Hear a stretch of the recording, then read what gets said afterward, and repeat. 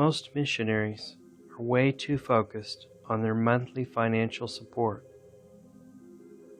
Support is the money that donors and other Christians give to missionaries while they're on the field. It usually is given once a month. The lack of having enough monthly financial support is one of the main excuses used by missionaries for returning home. You hear this often. We didn't have enough monthly support, so we had to come home. It's also one of the main excuses used by missionary candidates for never ever going to the mission field. I've heard this even more often. I can't go to the mission field because I don't have my monthly support raised. Or my mission won't let me go until I have 80% of all my monthly support. So taking no money for the journey is probably the most important concept to today's missionary. So let's take a deeper look at it. The Catholic priest knows that you do not need money to be a missionary. All their ministers take vows of poverty, or they used to. And why is this? Money only distracts us from the work of the Lord.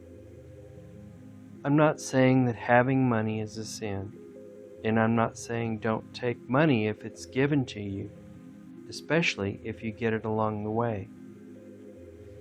It is biblical that the local congregations support your mission work. The problem is that they are not consistent. Paul was supported by the local congregations for his journeys up until they cut his support. However, he did not let his missionary journey depend on financial support from the local Christians. He used it when he had it, and when it was gone, he didn't return home. He kept going. Acts chapter 18, verses 1 through 4. After this, Paul left Athens and went to Corinth. There he met a Jew named Aquila, a native of Pontus, who had recently come from Italy with his wife Priscilla, because Claudius had ordered that all the Jews leave Rome.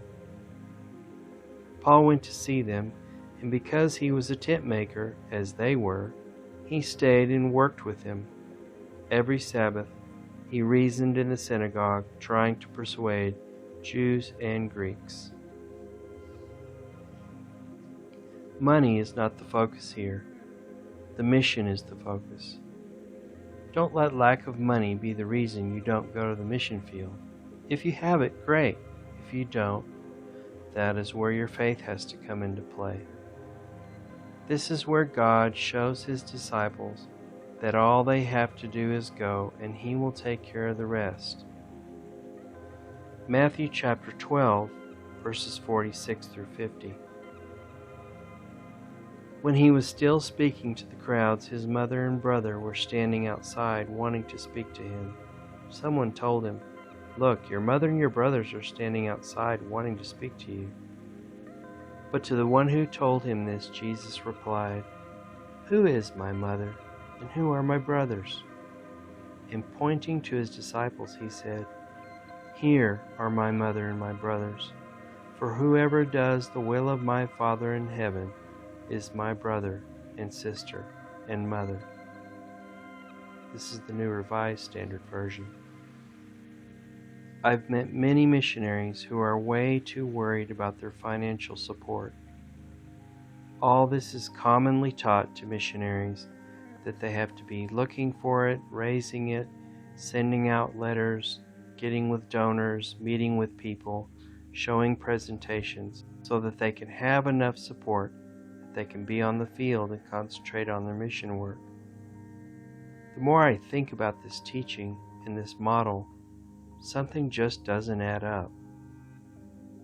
A missionary gets it into their heart to go across the world to a place where people do not have access to the gospel.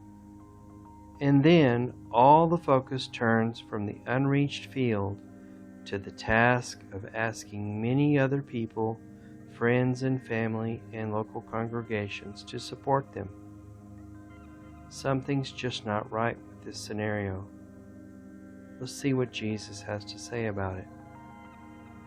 Matthew chapter 10, verses 9 through 10.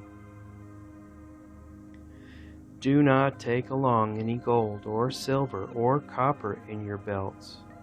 Take no bag for the journey, or extra tunic, or sandals, or a staff, for the worker is worth his keep. The worker is worth his keep. The worker is going to get provision along the way. You have to do work to be worth your keep. So until you're out there on the field, no work can be done.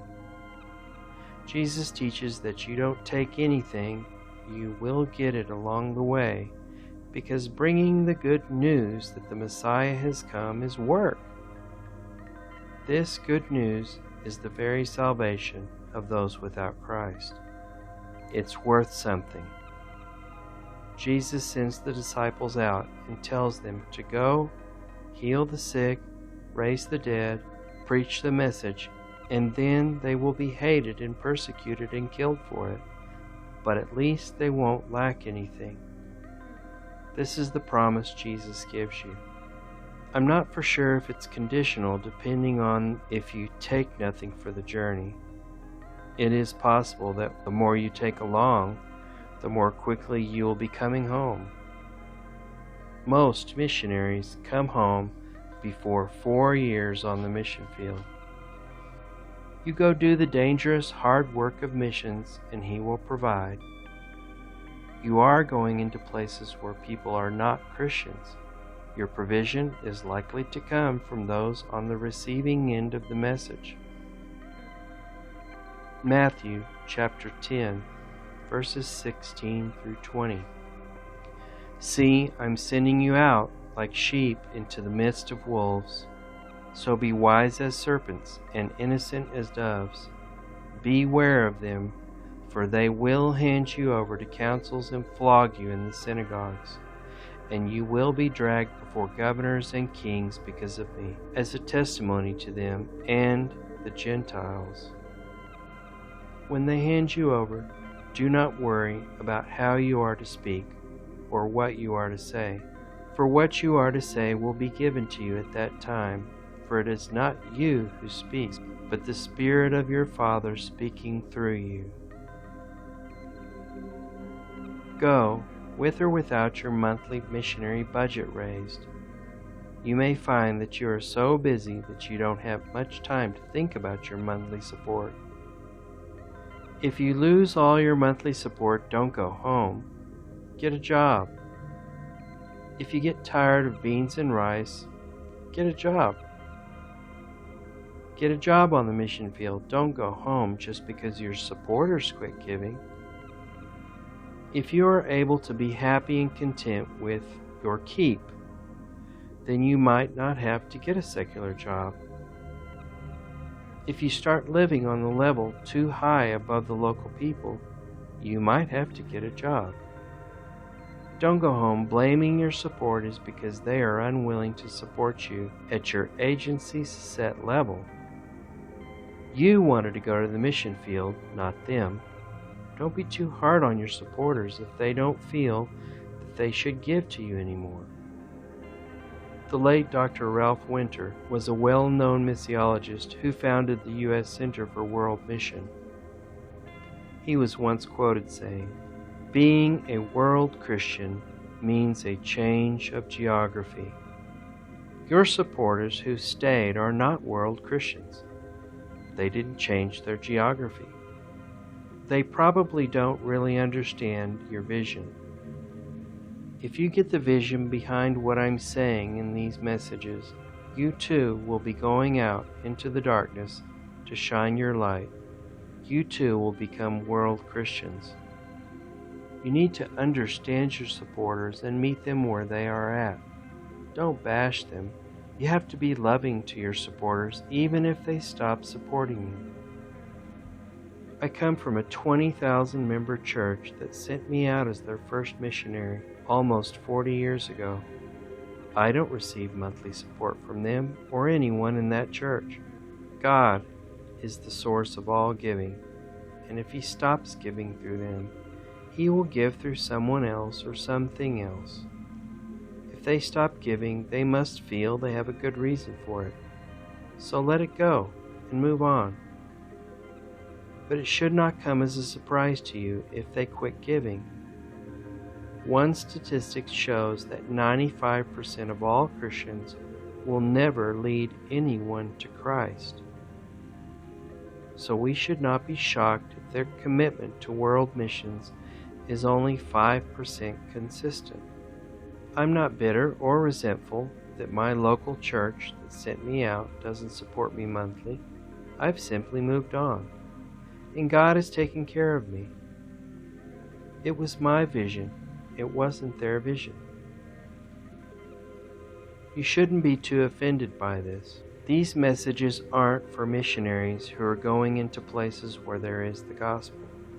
These messages are for missionaries who are going to totally unreached, remote people groups with no scriptures translated into their languages. If those of you who stayed home start supporting a missionary to remote, unreached peoples, please finish what you start.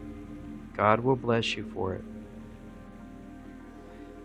An unreached people research effort called the Joshua Project states that 85% of all Muslims, Hindus, and Buddhists do not know one single Christian. Brothers and sisters, something is terribly wrong with the Christian church and her missionary movement. It is not complicated. Too many Christians have stayed home. Too many missionary candidates have stayed home. And too many missionaries that have gone to the field have returned home. If you are at home, maybe this message is for you. If you never went because you thought that people would never support you as a missionary, don't let that be the reason you stay home. No one is keeping you from going but you. In the end, it is you who will have to give an account to God as to why you did not go. And finances will not be a good reason for Him. Your pastor and your people who did not support you will not have to give an account to God as to why you did not go. You won't be able to say to God that the lack of missionary support was your good reason. Jesus told you not to take any money with you. You can theologize all you want about this, but His teaching is clear. Not enough money is the main reason people use for not going to unreached peoples, and it is not valid. The Great Commission does not depend on money or prayer. It depends on you.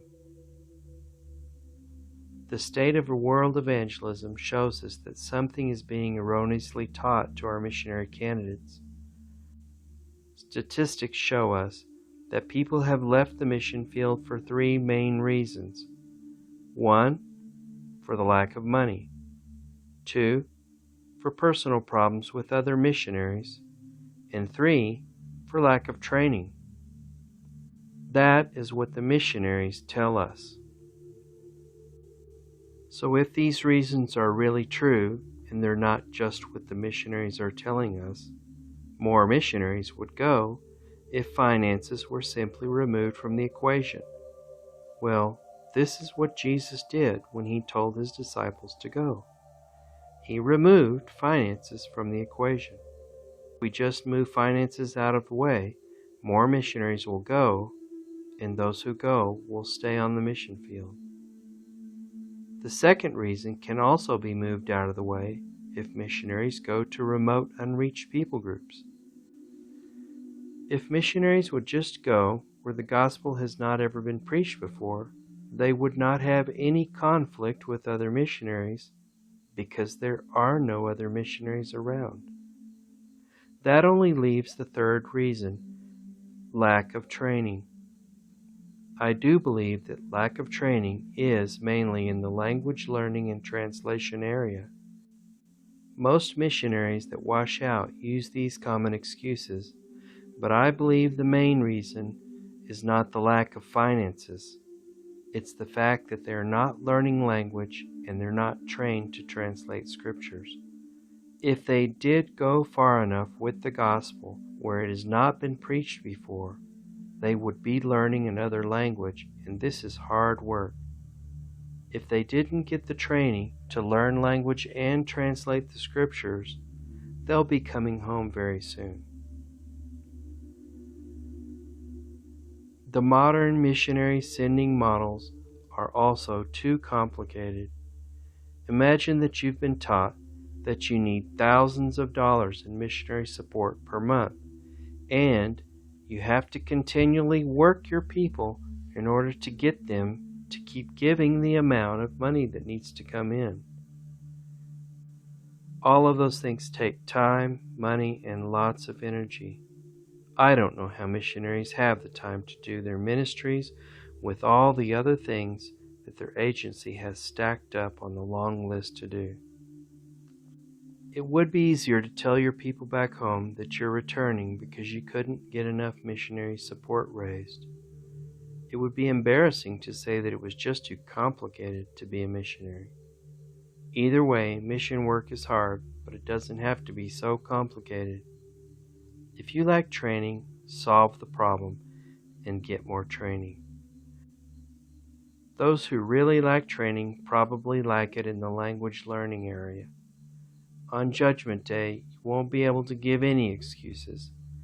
God does not care about your monthly support level or how hard it is to do missionary work in another country. If the disciples of the first church would have returned for any of these reasons that we give, the Christian movement quite possibly could have died. But God is behind the Christian movement, and God has been behind us.